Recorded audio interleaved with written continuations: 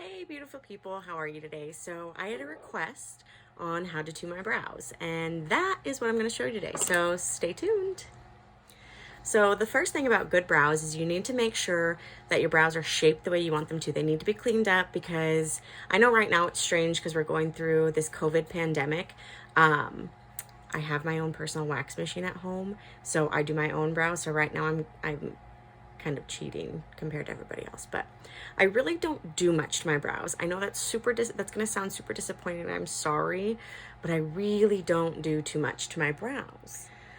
What I do though is I make sure they're shaped really well. So the other thing is, here's a tip and trick to all you beautiful girls out there, or boys, whatever. So if you're ever waxing your brows at home, I don't recommend doing it because if you mess it up, I've always told people, like, I don't care if my hair gets messed up. I don't care if like nails get messed up, stuff like that. But if my brows get messed up, the biggest thing for me is it makes me look like I'm mad. And I don't like to look mad. So when you're getting your brows shaped, what it should be, I'm going to take my glasses off here, is everything should essentially line up with your nose. So when you go like to the side of your nose, that's where your brow should start. Anything that's in between here and here, it goes. And then you move from the edge of your nostril. Your arch should be at the center of the pupil, angled out. That's where my arch is. And then your eyebrow should end at a V like this. So essentially you're just doing a windshield motion here. And everything should angle up that way. If it doesn't, that is when you're going to start noticing discrepancies. I see a lot of girls make that mistake where they shorten their eyebrows way too much, or they allow too much of it to come in the middle. I am telling you, let your brows grow so you can reshape them if you're doing that, because this is going to change the way your face looks for the better. I promise you, it will be so much better. Promise. So now that you know, that's really my secret tip. My bad. But the other thing that I do is I just fill mine in just a little bit. So when I apply my foundation, I do apply it over my eyebrows.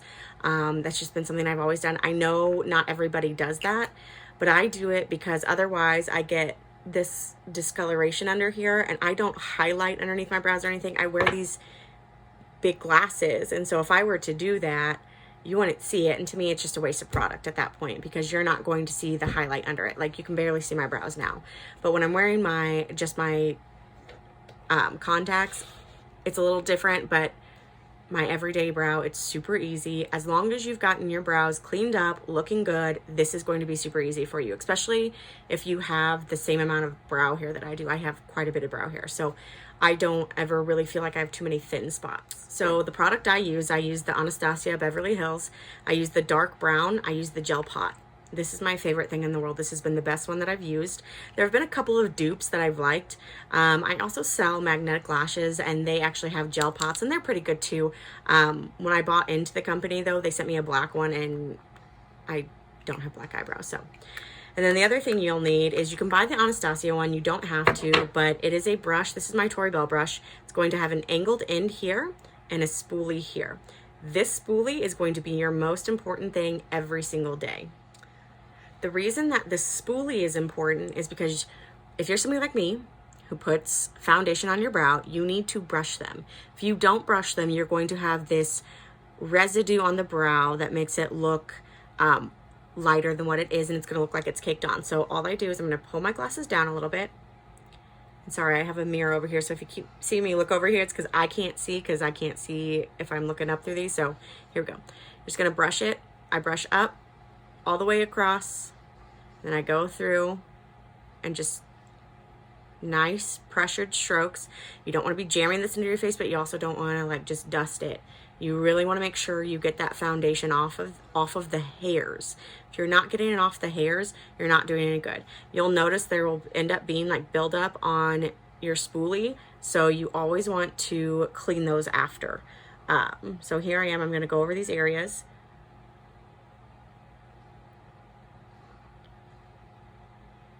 Make sure you brush up. That gets a lot of it loosened. And I'm going to go back through and do a couple short strokes. This, number one, like if you're a glasses wearer, this helps tremendous. The next thing I'm going to do is I'm going to go dip into my pot, my little gel pot. I'm not going to use a ton because I'm not doing a ton of coverage. I don't want these brows super dark. I just like them a little more defined. So you're just going to go in couple taps. If you feel like there's a lot of product on it, like if you accidentally dig in, I just wipe mine on the edges. That gives me just enough. And then what you're going to go in and do is I'm going to go in, I'm going to outline the bottom and the top of where my brow is, because I like the shape of my brow. I'm not trying to change anything about my brow. I'm just trying to fill it in and make it a little more bold so it looks nice and distinguished in pictures. So that way it's not just, oh, look, there's her eyebrow. So that's what we're going to do. Okay, so I went ahead and I did my left brow. Now this is the finishing part. This is what I feel like most girls forget. Once you've put all of your fill in, you're going to take that spoolie side and you're going to brush up lightly. Now you want to be careful, because now that there is actual color on the brow, if you start brushing up into your forehead here, you're going to get color there. So I'm just lightly going to go through, because this is also going to help disperse this color and make it look like I haven't just chalked something on my eye. So that's a lot of the mistakes I see people do. If you're looking for a more in-depth brow tutorial, I can definitely do that. But this is what I do. This is what I do every day when I fill my brows. I don't fill to give them a different look by any means. I just fill to make them more defined, if that makes sense. And you're just going to do that on both brows. And the other thing I feel like people have never been taught is, so people always talk about, oh, that person's so pretty, they're so facially pretty. If you don't know this, the more symmetrical your face is, the prettier you're considered. It's science, whatever. However, when people get their brows waxed, they get really they become perfectionists. Your brows are sisters, not twins. So if there's little discrepancies, leave them. Because once you start trying to get way too perfect with them, you're going to take a whole brow off, or you're going to leave too much, or you're going to dip down somewhere. It's just the whole thing. You don't want. And literally, that's all I do. This is what they look like now. I don't have any mascara on or any eyeliner, but this is what my eyebrows will look like. What I like about the gel is I can still touch them, and I don't have product return on my finger. I feel like I can control this a lot better. I don't use the pins that people see, just because I feel like they dry out really easily. I've had this thing probably a lot longer than I should have had it before I tossed it. Yeah, you're only supposed to keep this for 6 months before you get a new one. If you're ever wondering where to figure that out, it's going to be on the bottom label. You're going to see a little jar, and it'll say a 6 or a 12 or however long, and it usually says M for months. That tells you how long, once it's been open to air, you have to use it, and then they recommend replacing it. Now, I know not everybody follows that, including myself, because I'm pretty sure this is 8 months old.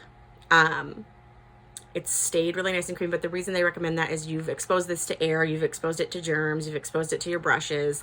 You just want to make sure you're keeping track. Once Ulta opens up again, though, I'm getting a new one because I need it. But these really last a long time. People get freaked out because they say Anastasia is pretty expensive, especially for eyebrow stuff. But this is what you need.